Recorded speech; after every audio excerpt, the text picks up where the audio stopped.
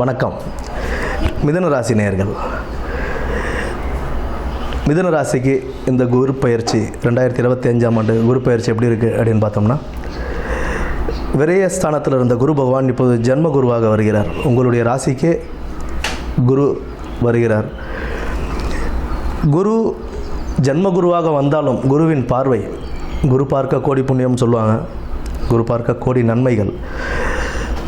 குரு 5ஆம் இடம், 7ஆம் இடம் மற்றும் 9ஆம் இடத்தை பார்வையிடுவதால் இந்த குரு பயிற்சி அவ்வளோ மோசமாலாம் இருக்காதுங்க. ஜென்ம குருன்றது நிறைய பேர் சொல்லுவாங்க, ஜென்ம குரு லைஃப்பில் ரொம்ப கஷ்டத்தை கொடுக்கும் செய்யும் அப்படின்னு. கிடையவே கிடையாது. அவருடைய பார்வைகள் நல்ல பார்வைகளாக இருக்கிறதுனால தொழிலில் நல்ல முன்னேற்றம் கொடுக்கும்.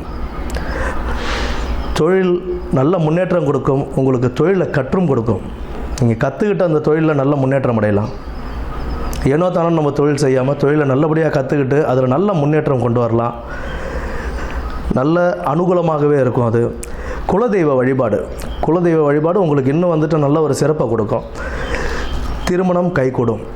7ஆம் இடத்தை குரு பகவான் பார்க்கறதுனால திருமணம் கைகூடுறதுக்கான வாய்ப்புகள் அதிகம் உண்டு. திருமணம் தடை தாமதங்கள், இத்தனை நாளாக தடை தாமதங்கள் இருந்த எல்லாருக்குமே இப்போ திருமணங்கள் கைகூடுறதுக்கான வாய்ப்பு நல்லபடியாகவே அமையும். நல்ல பூர்வ புண்ணியஸ்தானம், பூர்வ புண்ணியஸ்தானத்தையும் குரு பகவான் பார்க்கறதுனால உங்களுக்கு பல நன்மைகளையும் கொடுப்பார். காதல் கைகூடும். காதல் கைகூடுறதுக்கான வாய்ப்புகள் உண்டு. பட் காதல் கைகூடும் அப்படின்னா பெற்றோர்களின் ஆசீர்வாதத்தோடு செய்து கொள்வது இன்னும் சிறப்பு. குரு பகவானை பொறுத்த வரைக்கும் எப்படி அப்படின்னா, நம்மளுடைய குருமார்கள், நமக்கு சொல்லிக் கொடுத்த ஆசான்கள், அவங்களையும் பெற்றோர்களையும் வணங்கி நம்ம எந்தளவுக்கு பணிவோடு இருக்கோமோ அவங்கக்கிட்ட அதுக்குண்டான பலன்கள் நமக்கு கைமேலேயே கிடைக்கும். குரு பகவான் 9ஆம் இடத்தை பார்ப்பது ஒரு நல்ல அமோகம். தொழிலில் ஒரு நல்ல முன்னேற்றம் கிடைக்கும்.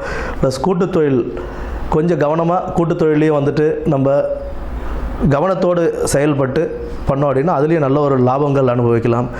ஜென்மகுரு மெயினாக தொழிலில் ரொம்ப கவனமாக இருக்கணும். தொழிலில் பதவி உயர்வு, பணி உயர்வு இதெல்லாம் கிடைச்சாலுமே அதை நம்ம செய்யும்போது ரொம்ப கவனத்தோடு செய்யணும். ஏதாவது சிறிய தவறு ஏற்பட்டாலும் அதுக்குண்டான பலன்கள் அதிகமாக நம்ம பார்க்க வேண்டியதாக இருக்கும்.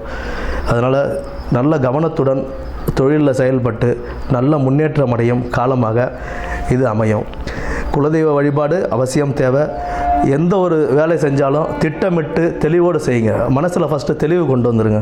மனக்குழப்பம் இருக்க தான் செய்யும். மனக்குழப்பம் இருக்கும்போது அதை தெளிவுபடுத்திக்க வேண்டியது நம்மளுடைய வேலை.